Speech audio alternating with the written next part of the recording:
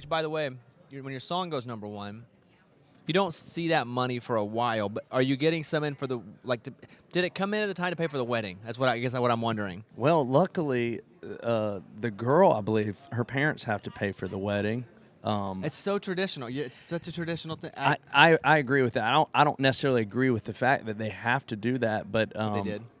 Yeah, we actually even talked about that. Lauren and I together were like, why is it that the girl's mom and dad always have to pay for the wedding? But yeah, her parents stepped up. They did that. Did you do honeymoon? Have you guys gone on a honeymoon yet? We actually haven't, because I went from wedding day straight into tour rehearsals because I was starting my headlining tour that next weekend, and we hadn't done it yet. And yeah, it's a sensitive subject around the house right now. We're going to go on one, though.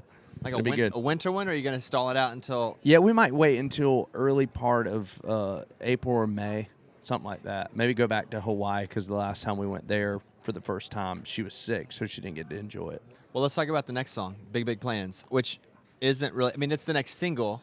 Well, we've heard it because that was kind of the song that you wrote and hid from her, proposed with it, and now it's the single.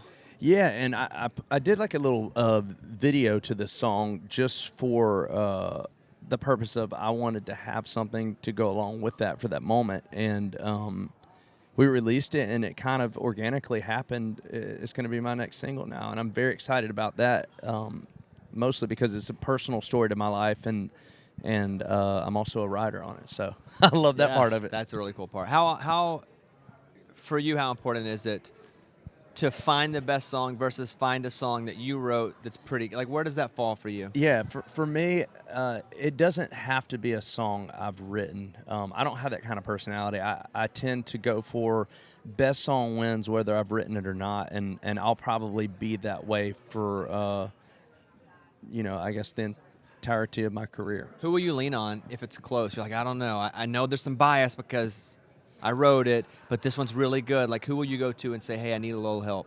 I actually play a lot of the stuff for Lauren, and I feel like she'll give me legit feedback. But I also feel confident in the team that I have around me.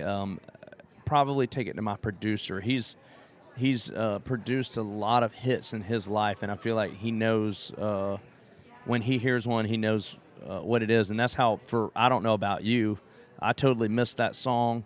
Luckily, he said, you got to trust me with this one, and I did, and it turned out to be the biggest song of my That's career. awesome. You should shout him out right now and throw his name out there. Yeah, shout out to Joey Moy for not letting me miss that one. Yeah, and not letting a lot of people miss a lot of songs. Like, yeah. Joey's real deal. Talk about I'm getting the wrap up on you. That's how you know you're a big star, and people walk up and wrap me up. We were just getting into it. Hey, let's talk about you going on the road.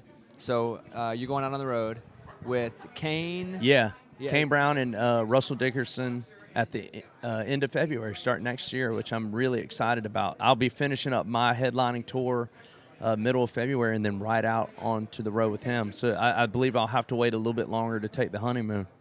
That's a good problem to have, though. Heck yeah, no doubt about it. All right, Chris Lane, he's superstar. He's getting the treatment. He's getting wrapped. So I guess I got to let him go. All right.